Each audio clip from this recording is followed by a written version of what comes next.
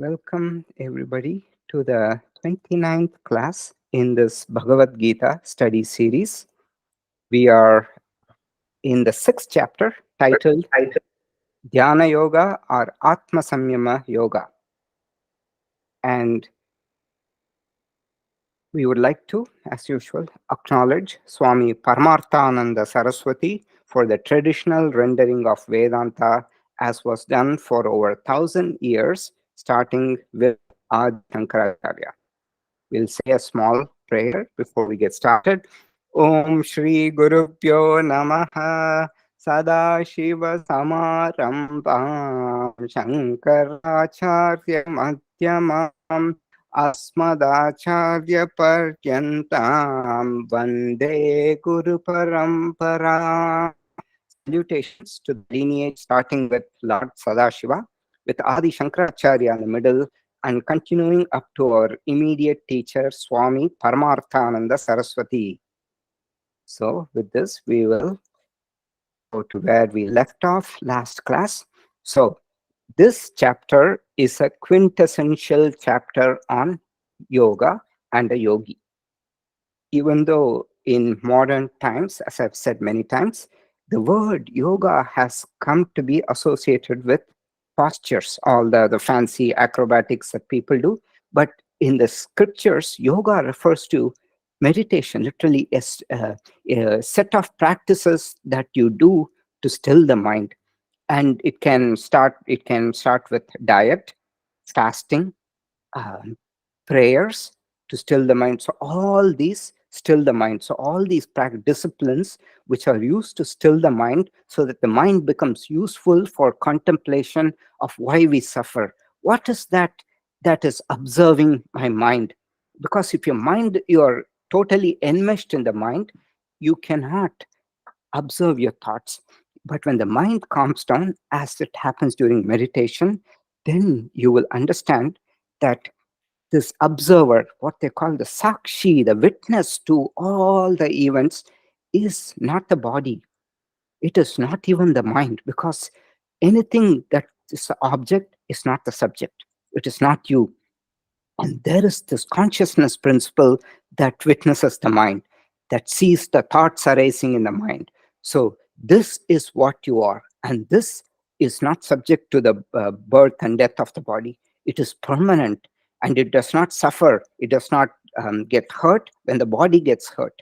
So, when you start to distinguish you from the um, body and the mind, there is a lot more peace. It creates a space between the things that are happening to this body and to the mind, and you, the permanent, the eternal witness consciousness. Okay. So, Bhagavan, in this chapter, he starts talking about the Bahiranga Sadhanani. So, general disciplines observed daily. So when I was growing up, I witnessed a lot of my aunts and grand aunts. They would have a sense of calm and peace. When you're in their presence, you automatically, your mind becomes very calm. And what I noticed about them is many of them would wake up very early, and they would of course do their prayers and all that, and they would fast. On certain days they would fast, and their diet, of course, no junk food and everything, is very it's light and agreeable. This is what hita mita ahara, that's what hatha yoga pradipika says: appropriate and light food. And they would of course chant and all that. So what all these do is it stimulates the fire in the body, and this fire, it sustains the yoga practice and makes the mind calm. So in presence of these people, you naturally feel calm. Ahimsa pratishtayam tat sannidau vairatyagaha, in the Yoga Sutras is said, when ahimsa is established, non-violence is established, in the presence of a person in whom non-violence is established, other people lose their violence. And even animals, apparently, um, they lose the prey tendency, so they don't feel the need to injure. So this entire chapter, it's not about physical poses. Meditation is very key, but Bhagavan talks about all these auxiliary things which make one a yogi. And it starts with the general disciplines observed daily. Bhagavan calls it the Bahiranga Sadhanani. The Bahiranga Sadhanani, the first one he talks about is Vairagyam, dispassion. Too much craving agitates the mind. If it comes your way, enjoy it. But when you go too much lust after things, then it unsettles the mind. So this is the best way to unsettle the mind. So he's put it at the top. Then Bhagavan says, cultivate samatvam, balance of mind or equanimity. And that's why he talks about meditation. Another important thing is self-confidence. Some people lack self-confidence. So he says, Bandhuratmatmanas tasya enatvaiv atmana jitah anatmanastu shatrutve vartate tvatmaiva shatruvat. When you keep putting yourself down, instead of an enemy, your mind stands as the enemy. You don't need an external enemy. So important, very important, self-confidence, without depression, anirvinna. So he uses the word without feeling sad, just with sense of lightness. And how do you get that? Because you're saying, oh, you have to go practice yoga with happiness and all this, but I'm feeling sad. How could it happen? It'll happen when you know that you are not this body, you're not this mind, you are this witness consciousness. So when you think in the terms, automatically there's a sense of lightness. All the issues with the body, broken bones, muscles, everything is gone, because you're not the body. It's like a shirt you're wearing temporarily. After this janma, this is gone. Then prayatna, self-effort. Just alasya hi manushyanam sharirastru mahan ripuhu. This is told in the Shastras. The worst enemy of a human body is laziness. So self-effort, prayatna is very important. In fact, in the first shatkam, the one of the things, the three things we saw, right? It is the atma, the nature, atma swarupam is discussed. Then prayatna, so it is the effort that you put in towards that goal which is highlighted. So this is one of the things that is highlighted here. And then karma yoga is highlighted too. And here the last one is discipline or self-control. Shamaha means balance of mind, equanimity. Dhammaha is restraining the senses. Okay, so all these are very important. Everyday, daily principles a yogi has to follow. And then Bhagavan talks about, what are called Vishesha Sadhanani, that is specific disciplines you have to adopt during and just before meditation. Place for meditation, deshaha, kalaha, time for meditation. This actually Bhagavan doesn't specify, but commentators add it. The morning, Brahma Muhurtam, that's when the mind is very settled. It's a special time that is suitable for meditation. Asanam, preparation of the seat. Asana literally means a seat. And then it has come to be associated with postures. So even most of the texts just describe a few seated postures, virasana, but now we have a lot of fancy postures. Then sharira sthitihi, stability, the body posture and stability. Prana samyamam, relaxed breathing. This is not said in this chapter. In the previous chapter, when Bhagavan is giving an introduction to meditation, he talks about prana samyamam. Then indriya nigraha, sensory restraint. Mano nigraha, mind mastery. So indriya nigraha is needed in daily life and also during meditation. Mind mastery. So this comes only with practice, and Bhagavan is going to tell that. Arjuna is saying, you're talking about mind mastery.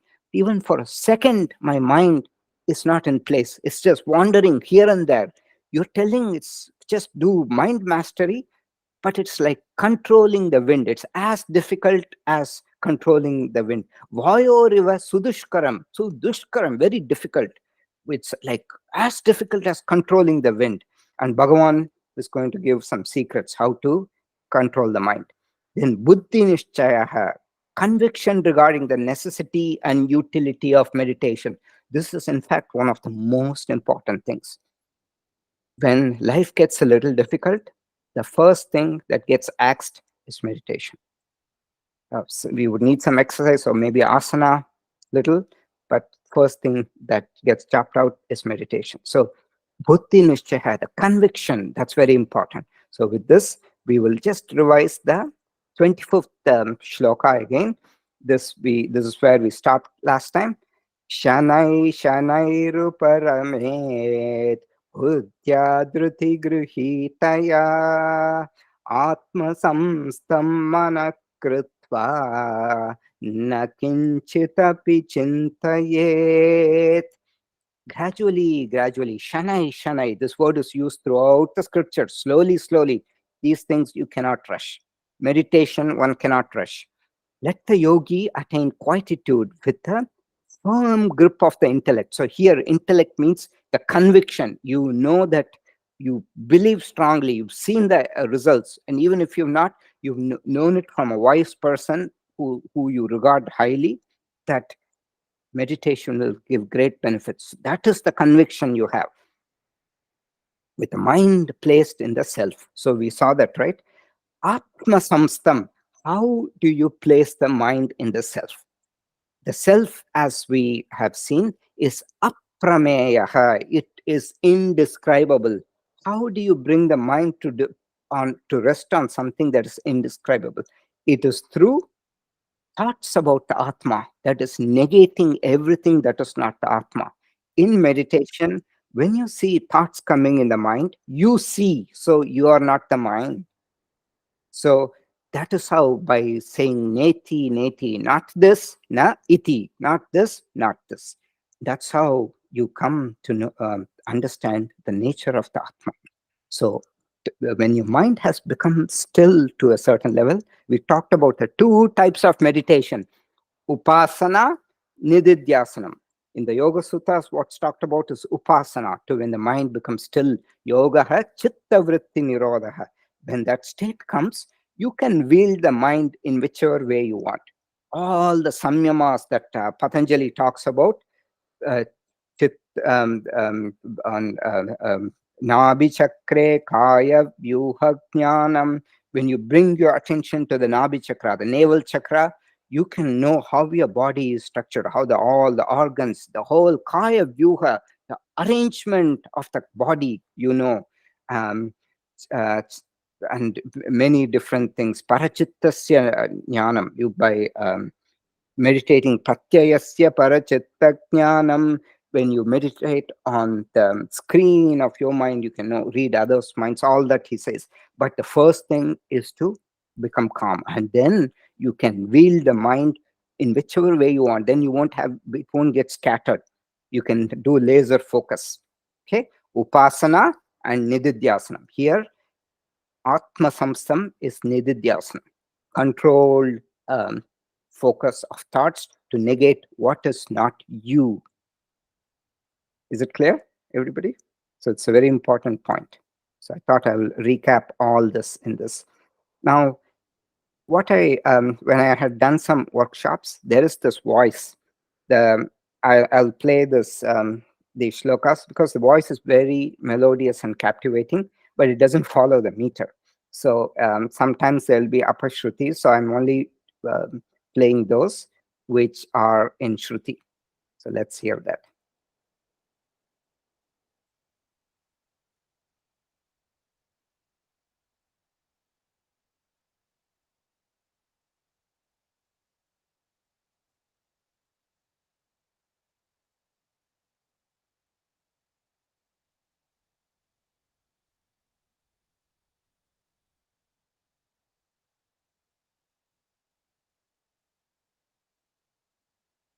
Okay, so that is the 25th shloka. Now, again, the mind wanders. So you have to rein the mind in again and again. So let's look at this. Yato yato nischarati manas chanchalam astiram tatastato niyam yaitat atmanneva vasham nayet. Yato yato, whatever, whatever cause is not mentioned, but whatever cause, chanchalam astiram manaha. So chanchalam astiram, that is, it is, chanchalam means restless, astiram means not steady, unsteady, and the restless mind. Nischarati, charati means go, nischarati means wander away. Charan means feet. So charati means walking away, path. So nischarati means wandering away.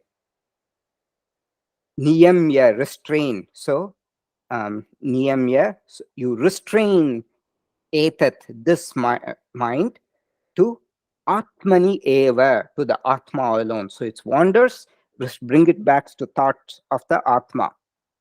How? Vasham, with a firm grasp. Vasham means it's just a grasp, control. Vasham nayet, bring it back. Okay? So whatever causes the restless and the unsteady mind wanders away from those causes, let the yogi restrain the mind, niyamya, and vasham nayet, bring it back under control solely to the self, atmani eva, to the thoughts of the self alone. In the previous shloka, Krishna says, Atma samstam manakritma, placing the mind in the self, but it may have a tendency to wander, so bring it back to the thoughts on the self. So this is even after upasana. Sometimes the mind does wander. So Bhagavan acknowledges, you don't need a perfect mind. Even with the wavering mind, you can still do all this. Okay. Now, one of the things I've told you here, Bhagavan, Krishna, wherever there is Krishna, there's no boredom, right? So Bhagavan likes to tease us. So in this topic, he jumps from topic to, in this chapter, he jumps from topic to topic. We saw that in everything. So Dhyana Swarupam, they're split 18, 19, then 24 to 26. Similarly, Dhyana Palam. So we studied Dhyana Swarupam until 26. Now he's going to jump to Dhyana Palam, and then he's going to again do Dhyana Palam in the last two. So we will go to Dhyana Palam. Fruits of meditation. Supreme bliss coming to the yogi. Prashanta manasam kenam yoginam sukam uttamam upaiti shanta rajasam brahma bhutama kalmasham. I consider the shloka important. I'll tell you why. Supreme bliss indeed comes to this yogi of a peaceful mind, whose passions are pacified, who has become one with the Brahman, and who is sinless. Remember in the third chapter, Arjuna asks Krishna, Ata kena prayuktoyam papam charati purushaha anichan api varshneya bhaladiva niyojitaha. Oh, Krishna, why do people commit sin even though they don't want to? And this force, it's baladeva, it's very strong, pushing people to commit sin. Why is that? Then Bhagavan says, Kama esha krodha esha rajoguna samudbhavaha mahashano mahapapma viddena miha bairinam. Kama, this lust, this lust, kama esha, krodha esha, this anger. And where are they coming from? Rajoguna, your rajoguna samudbhavam, they arise from rajoguna. Maha ashanaha, they're insatiable. You can keep wanting, wanting, wanting. It is insatiable. It comes from rajas. And um, uh, Mahashano, Mahapapma, great sinner, Viddenam Iha Vairinam, they are the greatest enemies. And how do you pacify the rajas? Through meditation. All the craving, everything that you will have, it goes away with meditation practice. Such an important thing. Okay, let's look at the meaning. Enam yoginam. To this yogi, prashanta manasam, of a peaceful mind. What happens to this yogi of a peaceful mind? Uttamam sukham, sukham uttamam, uttamam sukham, he upaiti comes. Upaiti is comes. The supreme bliss comes to this yogi of a peaceful mind. Shanta rajasam. Shanti means pacification of rajas, whose rajas has become pacified. Brahma bhutam, who has become one with the Brahman. Akalmasham, who is sinless. Okay.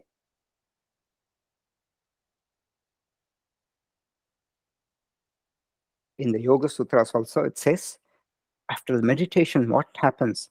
Tasya prashanta vahita samskarat. From this comes a continuous flow of peace. Okay, moving on. Now we are in the dhyana palam, the benefits or fruits of meditation. Supreme bliss by coming into contact with the Brahman. Okay, so we've seen this again and again, right? So Krishna here says, when he says worshipping me in different contexts, so we'll see that again and again. There are Krishna uses the word I, ahameva, me alone. So in some places it is, oh, Krishna, the friend of Arjuna, son of Devaki, that person, this God form. In some cases, so it's Ekarupa Ishvaraha, this incarnation on earth as Krishna, that is one. The second, Manushim, so I who have taken this human body, so it's in that context. In some cases, it is the universe, the entire universe, I who have manifested as the entire universe. And in other cases, it is I, the Nirguna Ishvara, which is without any forms, that is the Brahman. So here, the Brahman, Atyanta, so Brahma Samsparsham. How do you come in contact with the Brahman? Because Aham Brahmasmi, I am the Brahman. How is that? You are, but how do you locate Brahman with this vast nebulous thing? By turning into the Atma. Because it is that same Brahman which resides as the Atma here. It is like inner space, outer space. So the space within the earth, the atmosphere, that you call it the inner space, the same space outside is outer space. Is there any difference between them? No. It is us clarifying, okay, whatever is inside this is called inner space, whatever is outside is outer space. It's one continuum. Like that, Brahman is one continuum. Inside us, it is known as Atma. So by tuning onto the Atma, you will come into contact with the Brahman. And you are that Atma. Aham Brahmasmi. So when the teacher says, Tat Tvam Asi, you are that. Remember the three Shatkams? Tat, Tvam is the first. Tat is the second Shatkam. Asi are the equality of the two. So the teacher says, Tattvamasi, you are that Brahman. And the student says, Aham Brahmasmi, I am that Brahman. Okay, so let's look at the meaning. Thus, by constantly engaging the mind in meditation, the yogi gets freed from sins and easily enjoys infinite bliss due to coming in contact with the Brahman. Yunjan means striving, engaging. Yunjan evam, engaging thus. Yunjan evam, sada atmanam, always with the mind in meditation. So here, atmanam, atma here refers to mind. Remember, atma just means self. The self can be the entire mind body complex. Thus, we can call, okay, this person, the self, oneself, the whole thing. Or the self can represent the mind in some cases, or it can represent the atma. So, as I've said many times before, Sanskrit is a live language. You deduce the meaning of a word from the context. Ajaha means unborn. Ajaha also means goat. So it's based on context that you see. So it's God, it's also goat. Goat is also God, but anyway. Sada Atmanam, always the mind in meditation. Vigata Kalmashaha Yogi. Vigata means freed, gone. Gatam, go. Gaya in Hindi, it's going. Vigata means just purged of kalmasham, sins or impurities, maladies of the mind. The yogi whose mind has been cleansed of all these bad thoughts. Sukhena, here sukham generally means happiness or pleasure. Here, so or yeah, happiness. Here, sukham means easily, very easily. This yogi, Brahma samsparsham, comes into contact with Brahman, and um, Atyantam Sukham Ashnute, Atyantam Sukham, infinite bliss, Ashnute enjoys. Okay? By constantly engaging the mind in meditation, the yogi gets freed from sins and easily enjoys infinite bliss due to coming in contact with them. So that's what Bhagavan says. It stresses the importance of meditation. Now, Bhagavan, he's going to wind up the Palam with who the greatest, who he considers the greatest yogi. And here, he's trying to allude to something. Who's the greatest yogi? One, through meditation, understands that this Atma, uh, I am this Atma, and it is the same Atma in all beings. So one who sees the same everywhere, Bhagavan calls it Samadarshanam, evenness in the perception of all creatures. Okay. Sarvabhutastamatmanam Sarvabhutani Chatmani Ikshate Yoga Yuktatma Sarvatra Samadarshanaha. Yoga Yuktatma. So the one who is rooted in yoga sees their self in all beings and all beings in their self. Self, I've capitalized. This self refers to Atma, the consciousness. They see the same everywhere. Samadarshana, Sarvatra Samadarshanaha. They see the same everywhere. Now, I've said many times that so are there any new teachings that Krishna gives in the Bhagavad Gita? Can anybody answer? No, yeah. Zero. Krishna's teachings, zero. We can add a decimal point if you want. This thing is just lifted straight from Kaivalya Upanishad.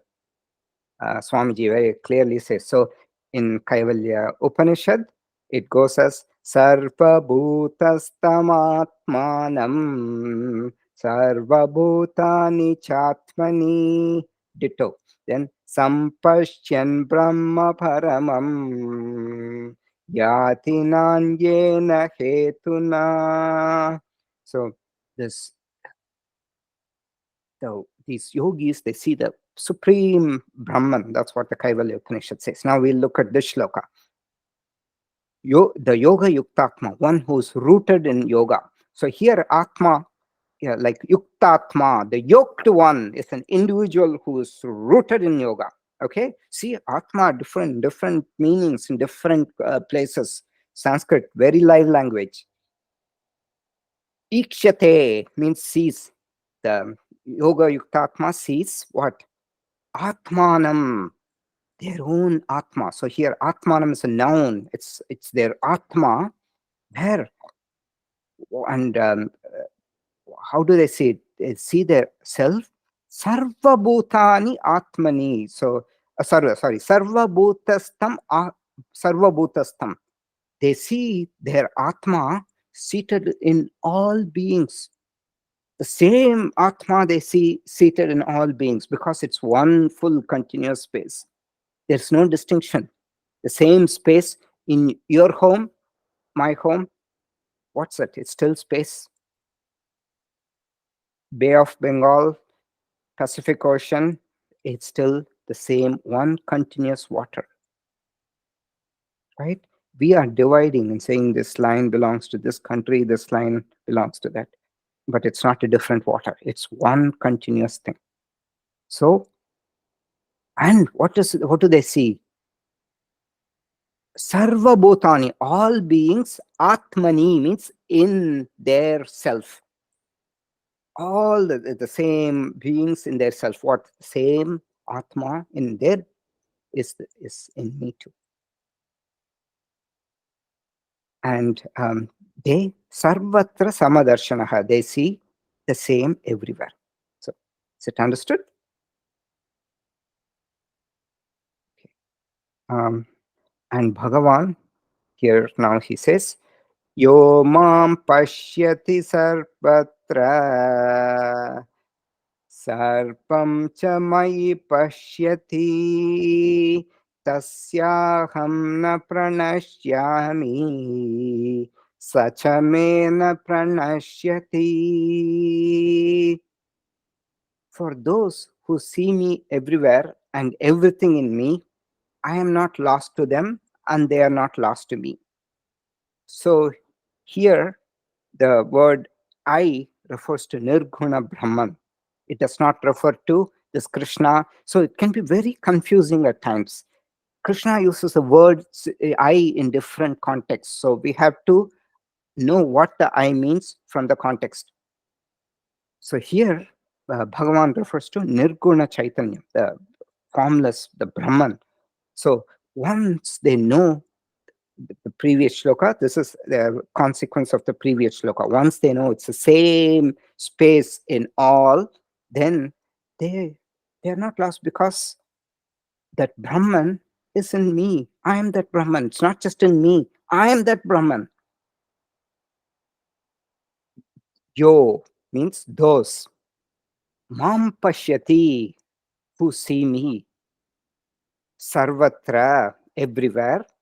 And cha means and. Sarvam, all. Oops. Mai pashyati, in me they see. Tasya aham, for them. I, aham means I. Tasya aham. Na pranashyami, I am not lost.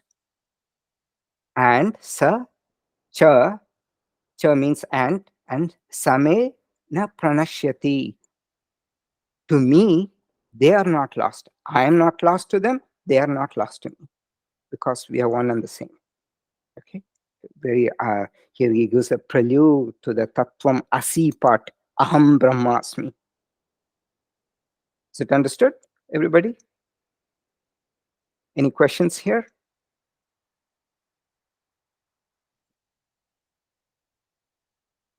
Then Bhagavan says, those who worship after establishing in oneness, worship the Brahman, they attain the Brahman.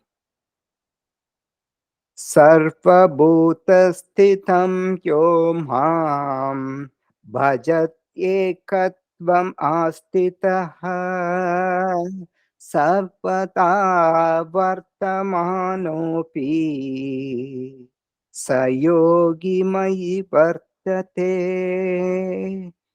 Here again, mayi means attains me. That me refers to Brahman. Let's see. They who established in oneness worship me, seated in all beings, whatever be their path in life, that is mode of living, may be a hunter, whatever, that yogi attains me. They can be, so Bhagavan says, irrespective of your mode of living, that person attains me. Okay, so this is another shloka. Ditto from Kaivalya Upanishad. Okay. Yo, here again, yo means those who. Ekatvam astitaha. Ekatvam astitaha. So, which means established in oneness. Bhajati means worship. Bhajati ekatvam astitaha. Those who, after being established in oneness, worship me, the Brahman. Sarvata, whatever, vartam api, their whatever be their path in life, whatever um, uh, mode of living they have. Um, Sarva vartam api means whatever be it. Sayogi mai vartate. So sa yogi mai vartate. That yogi attains me. So this Vartam path, Bhagavan talks again and again. Mama Vartmanu Vartante Manushya Partha Sarvashaha. In the 4th chapter also, he talks about people follow my path, and whatever be it, it is my path that they are following. They can go astray, do all that, but it is my path. So Krishna says, what should one worship? The Brahman that resides in the form of Atma in every being. And now he concludes this portion, the Palam, with the greatest yogi. He talks about who is the greatest yogi. So you want to know the secret? Bhagavan is going to say, Atmaupam yena sarvatra samam pashyati yorjuna sukham vayadi bhadukam sayogi paramo mataha. By the likeness of the self, one who sees the same everywhere, that is in all beings, who is the same in pleasure as well as pain, that yogi I regard to be the greatest. Okay, let's look at the meaning. Atma upama ena. Ena means by which. Atma upam means likeness of the self. Upama means simile. Upam here means likeness of the Atma here, of the self. Self here is the consciousness. By which likeness of the self, yo samam pashyati, one who sees the same everywhere. Sarvatra samam pashyati, yo samam pashyati sarvatra, one who sees same everywhere. Sukham va yadi va dukkham. Sukham, happiness. Va means or be, yadi means be it dukkham, sorrow. So be it happiness or be it sorrow. That's what the yadi here means. Sayogi, that yogi, paramo mataha, by me is considered supreme. So he's telling the supreme yogi is the one who sees the same everywhere, who is same in pleasure and pain. Okay, now comes the second last topic, obstacles to meditation. So of course, this is the most important topic for us because meditation never seems to be successful for us.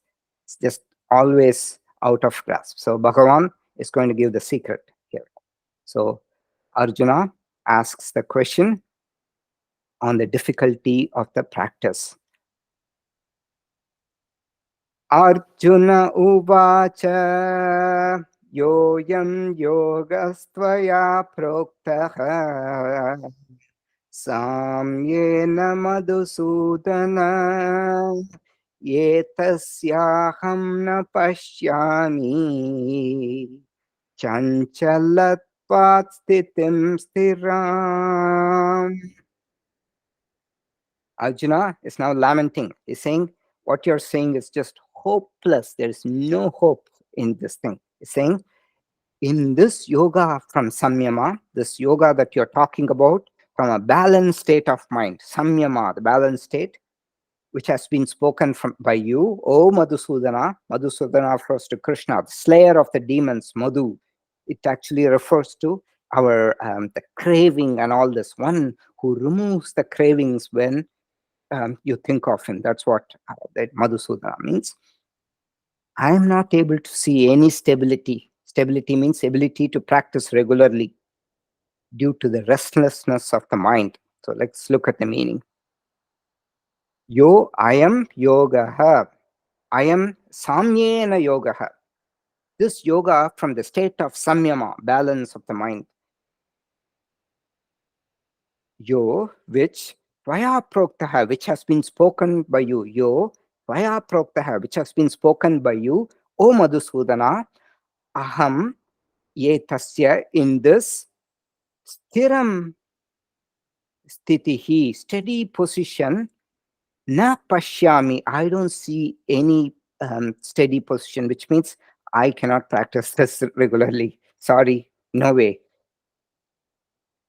Chanchalatvat, and the reason he gives is due to the restlessness of the mind.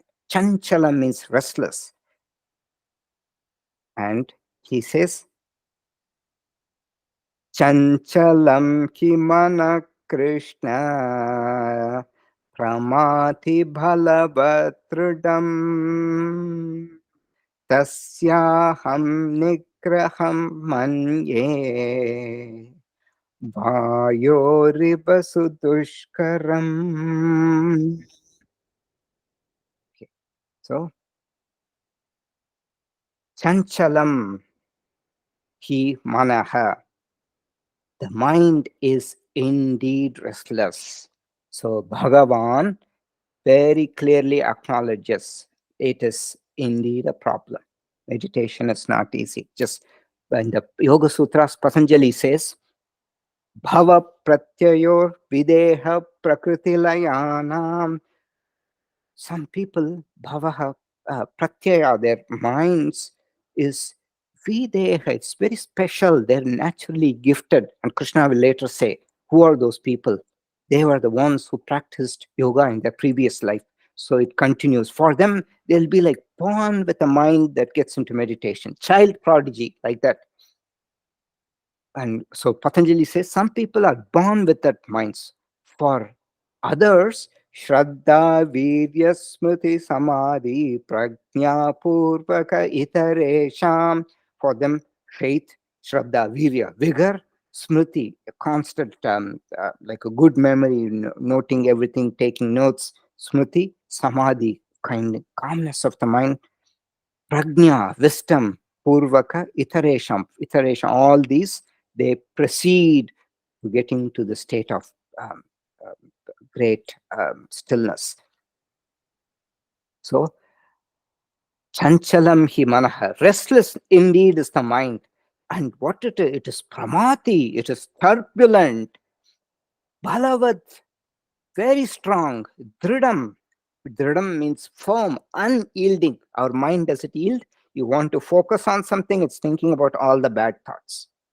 It wants something, or it's thinking about craving or aversion, all the bad thoughts, anger, frustration. It is, mind has a tendency to do this. Nigraham tasya, to control this, nigraham tasya, aham, I think, to control this, manye, aham manye, I think, vayo riva sudushkaram, vayu is wind, eva means like, it is like as difficult as controlling the wind. Sudushkaram, very difficult. So, vayo riva sudushkaram. So, let's listen to these two chantings in this.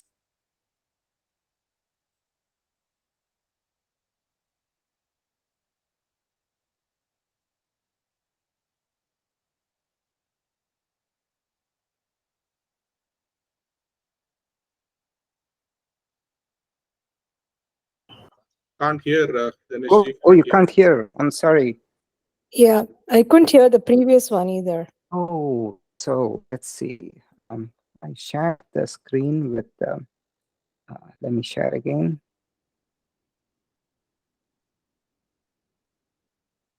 Okay.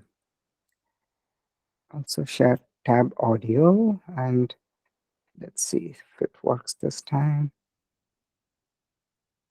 Okay. If it doesn't work, let me know. Arjuna uvacha. Can you hear? Yoyam yogastvaya proktaha samyena madhusudana etasyaham na pashyami chanchalatvat sthitim sthiram. Yeah, like I said, this voice is so melodious. I've used it in a lot of workshops. People like it. That's why I'm doing. But it doesn't follow the meter. It's so sometimes if you follow the meter, there's always shruti. Sometimes it can result in apashruti. So the meter is there for a reason. I'm just giving this to show why we follow a meter. And this is the previous one. Very melodious. This is actually a very important shloka. I'll play it again. शनैः उपरमेति बुद्ध्या धृतिगृहीतया आत्मसंस्थं मनः कृत्वा न किञ्चिदपि चिन्तयेत्. Yeah. So just to remind everybody, we don't have any the Trishtup. So there are two meters used in the Bhagavad Gita, Anushtup and Trishtup. And even in the Trishtup, there are different varieties of Trishtup. The Trishtup, it has 44 syllables. Anushtup, which is everything that we are seeing here. This chapter has only Anushtup. Fifth chapter, only Anushtup. Third, fourth, fifth, sixth, seventh, only Anushtup. 32 syllables. So if you split this, yo, yam, yo, ga, tva, ya, pro, ta, sa, yena, sam, yena, ma, dhu, su, dha, na. So when you do that, there will be a total of 16 that will come. So 8, 8, 8, 8. Yo, yam, yo, ga, tva, ya, pro, ta. So 8, and then another 8. So there are totally 32 syllables.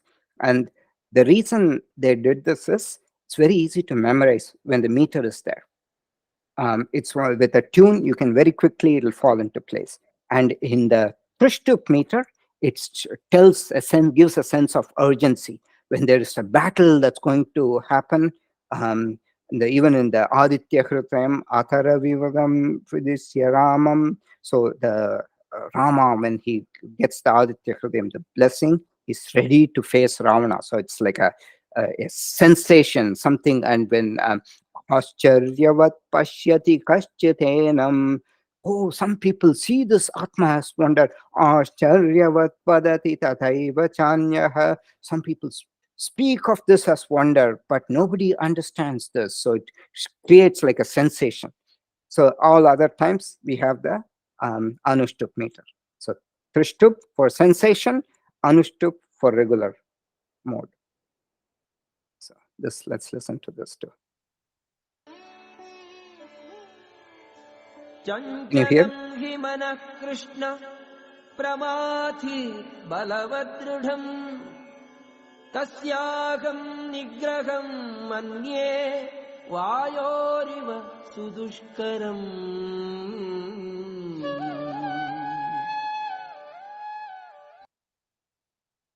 Okay.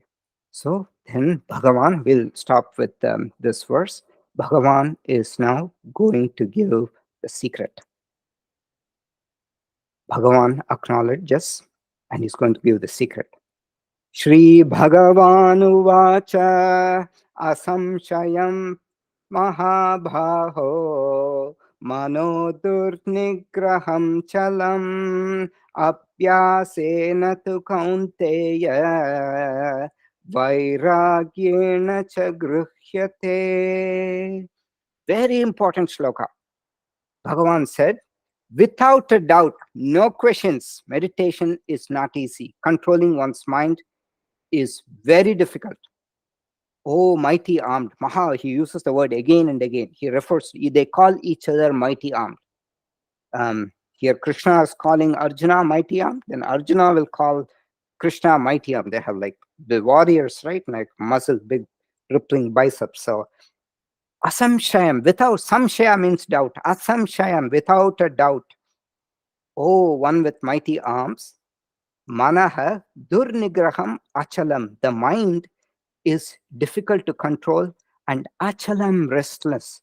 Durnigraham, nigraham means restrain. It's difficult to restrain, control. Durnigraham, very difficult to restrain. But abhyasa means practice. Abhyasena to Kaunteya. Oh, son of Kunti. Kaunteya refers to Arjuna, son of Kunti. Vairagyena cha gruhyate. But by practice and dispassion, you put in the effort, but don't crave for the results. I started meditating. Why in 2 days I'm not in the 7th heaven? No, that won't work. Just do it, okay? And slowly, slowly, it'll happen. By practice and dispassion, one can restrain it, okay? Because when you create passion, if you have strong goals, when you don't let go, you won't be able to sink into the calm feelings. If it'll create any craving, will create agitation. You're trying to still the mind. And even in the Yoga Sutras, Patanjali says, Abhyasa vairagyabhyam tannirodha.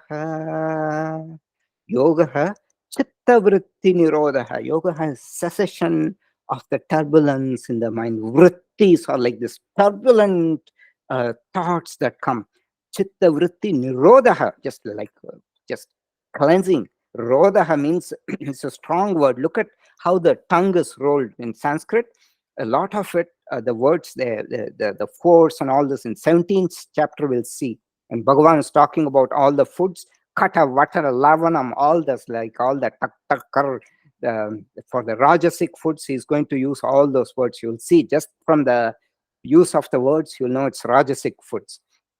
So Sanskrit is a very live language. That way, even the Om, it's supposed to stimulate the vagus nerve. So here's a nirodha. It means completely eliminating. And what is the secret to elimination?